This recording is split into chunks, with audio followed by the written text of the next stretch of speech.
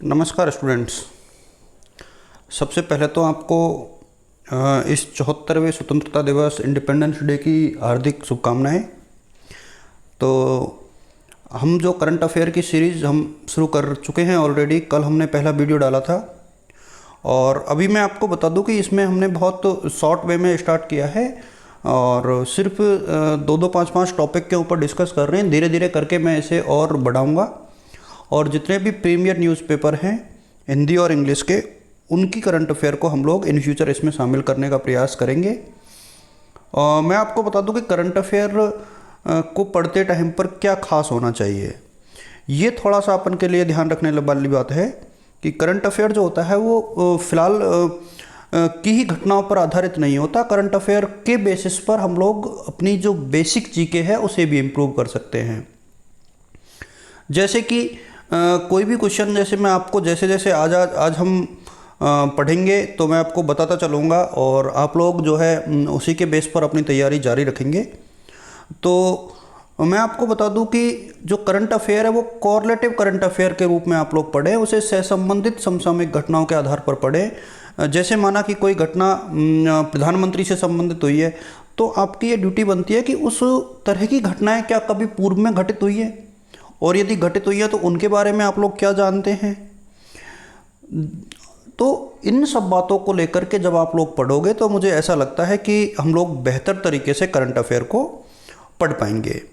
तो चलो हम शुरू करते हैं आज की क्लास। और आज की क्लास को बहुत मैंने ज़्यादा बड़ा नहीं रखा है और लेट भी मैं हो गया हूँ। कल से ये जो वीडियो है करंट अफेयर का वो थोड़ा जल्दी आ जाएगा। कोशिश करूँगा मैं कि इसे दिन में ही डाल दूँ, और बहुत जल्दी मैं इसे नहीं लेकर के आता हूँ। उसका भी एक रीज़न है, क्योंकि बहुत जल्दी लेकर के आने के बाद कई बार वो आप लोग नहीं देख पाते हो और ख़बरें कम होती हैं। तो सबसे पहली जो खबर है वो आप देखोगे, मोदी जी ने की अटल जी की बराबरी। ये बहुत बड़ी खबर है वैसे देखा जाए तो।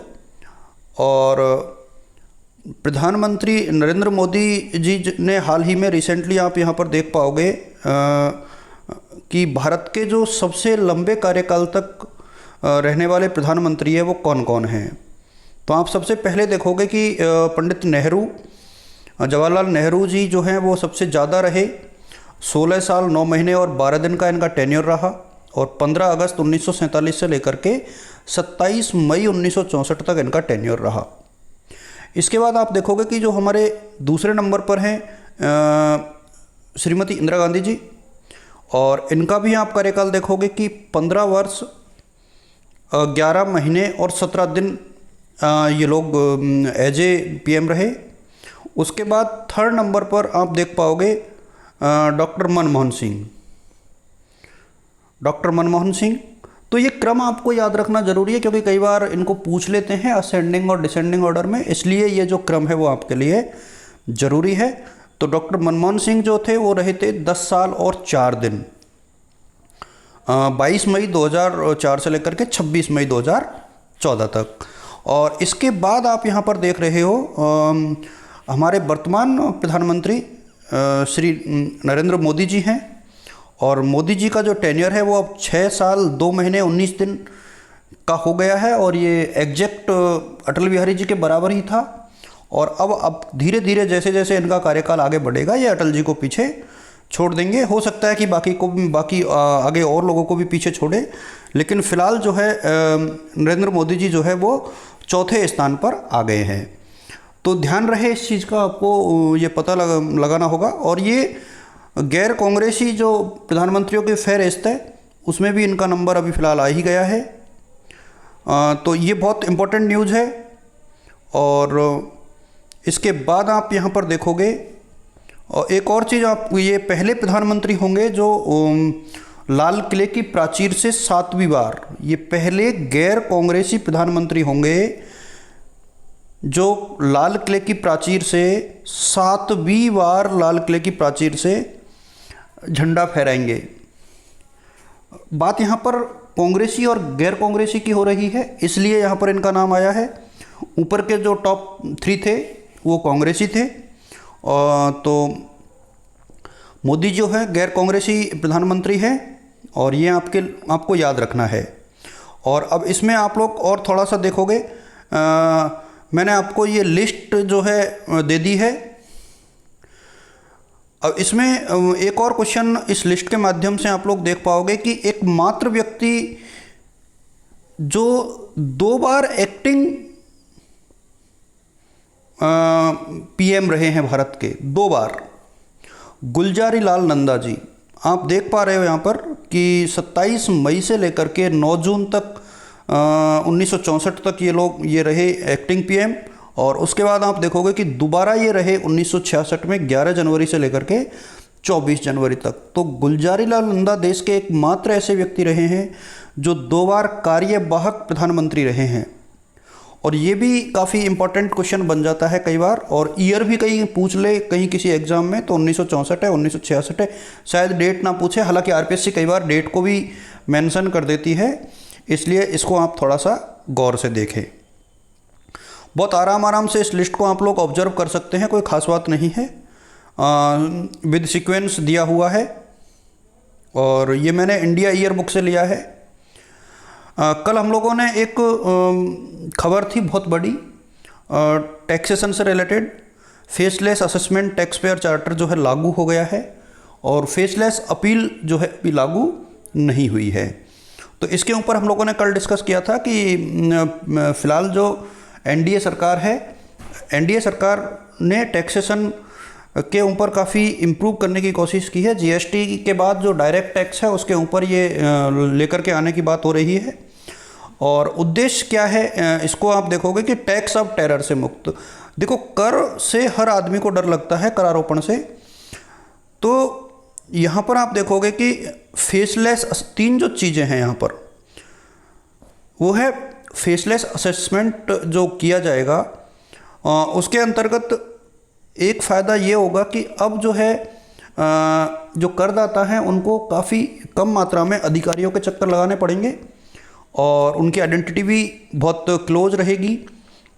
और जो नॉर्मल जो अधिकारियों के जो नीचे के लेवल के अधिकारी थे, इंस्पेक्टर और उसके आसपास सुपरिटेंडेंट या आईटीओ जो इनकम टैक्स ऑफिसर हुआ करते थे, ये लोग कभी कभार व्यापारियों के ऊपर रेड डाल दिया करते थे, तो वो थोड़ा सा कम हो जाएंगे अधिकार।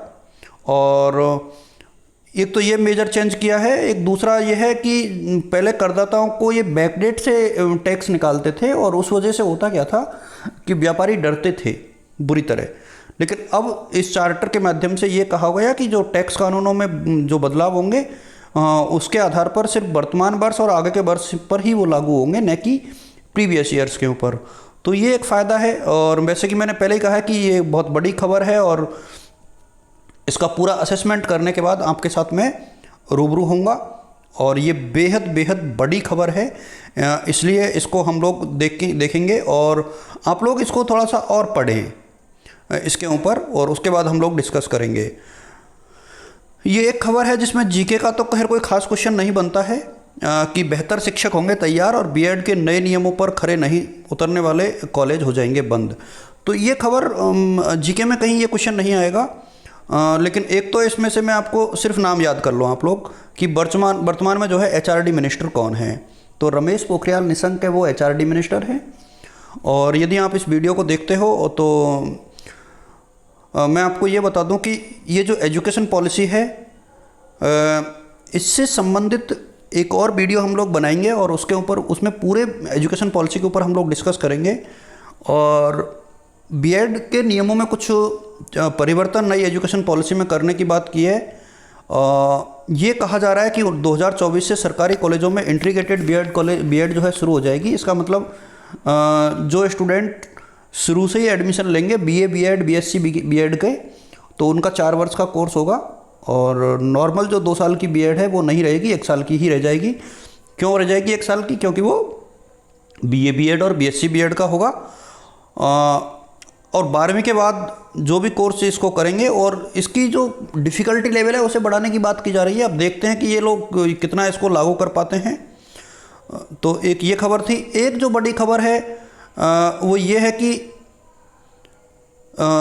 अभी रिसेंटली राजस्थान सरकार ने अपना कॉन्फिडेंस जो मोशन है आज आया था, और उसको बिन कर लिया है अशोक गहलोत गवर्नमेंट ने। तो इसके ऊपर भी हम लोग कल डिस्कस करेंगे कि विश्वास प्रस्ताव क्या होता है, अविश्वास प्रस्ताव क्या होता है। इसके ऊपर कल डिस्कस करेंगे, कल की वीडियो और स्लाइड्स में। आप लोग थोड़ा सा एक्सरसाइज यदि करते हो तो मैं आपको थोड़ा सा होमवर्क आज देना चाहूँगा। जैसा कि मैंने कहा था कि ये 74वां स्वतंत्रता दिवस है, तो एक तो इसको आप लोग देखें, और स्वतंत्रता दिवस की पूर्व संध्या पर आज जो राष्ट्रपति का अभिभाषण चल रहा है, थोड़ी देर पहले तक चल रहा था, तो इसको आप लोग थोड़ा सा गौर से सुने और पढ़ें। इसके ऊपर भी हम लोग डिस्कस करेंगे। चूँकि राष्ट्रपति का अभिभाषण होता है वह गवर्नमेंट की नीतियों का एक प्रकार से मिरर होता है, दर्पण होता है, तो बहुत इम्पोर्टेंट होता है। सरकार की उपलब्धियों को गिनाया जाता है इसमें बार बार में गलवान घाटी का उल्लेख किया गया है।